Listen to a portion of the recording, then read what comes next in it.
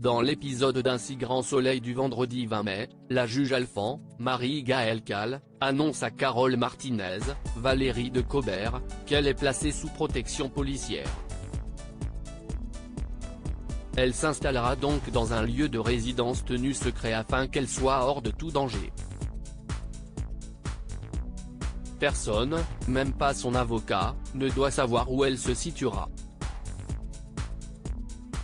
Si elle semble d'abord réfractaire, Carole est finalement convaincue de la nécessité de ce placement par Guillaume, Manuel Blanc.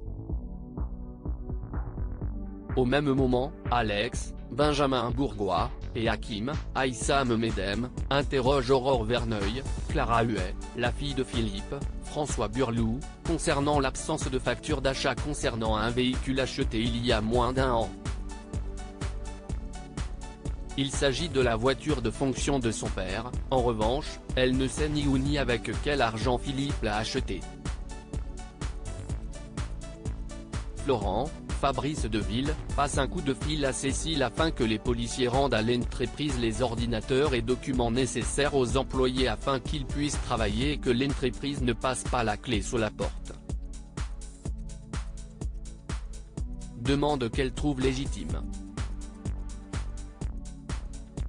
De son côté, Hakim a retrouvé la trace du garage dans lequel Verneuil a acheté cette fameuse voiture. Il se souvient très bien du chef d'entreprise, puisqu'il l'avait payé 20 000 € en liquide. Alex convoque donc Philippe, assisté de Florent, pour un interrogatoire. Si la transaction est légale, le hic est qu'il n'y a aucune trace de cette somme dans les comptes de la société. Verneuil avoue avoir accepté un règlement en liquide mais assure que c'était l'unique fois. L'enquête devra donc déterminer s'il s'agit d'un blanchiment d'argent. Florent n'apprécie pas la manière dont est menée cette affaire. Il estime que les policiers s'acharnent contre son client et mènent une enquête à charge. Ce dont il ne manque pas de faire part à son ex-beau-père. Face aux accusations de Florent, Clément, Yvon Bach, prend la défense de ces hommes. Lors du retour de Philippe en cellule, Moreau lui demande s'il a réfléchi à sa proposition de protection. Mais le chef d'entreprise n'a pas d'argent. Encore moins 400 €. La police ouvre une enquête sur l'incendie du Senso Virgile. Fred Bianconi, s'est précipité dans les flammes et sans surprise commence à être vraiment incommodé par la fumée. Inquiète, Alix, Nadia Fossier, le rejoint à l'intérieur au nez et à la barbe des pompiers. Ces derniers les récupèrent sains et saufs.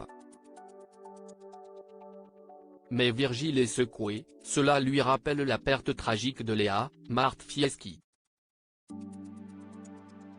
Plus de peur que de mal.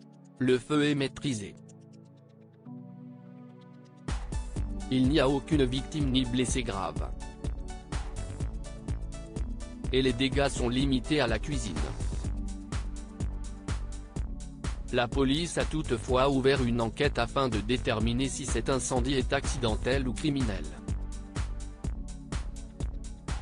Face à Élise, Malia Roman, Virgile fait alors le lien avec les messages haineux reçus sur les réseaux sociaux. De son côté, Alix informe Inès, Maëva El Aroussi, et Julie, Sophie Starr, que le Senso ne va pas pouvoir rouvrir tout de suite. Néanmoins, elle tient à les rassurer quant à leur emploi.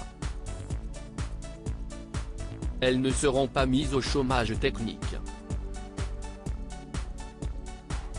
Alix va avoir besoin d'elle pour tout remettre en place.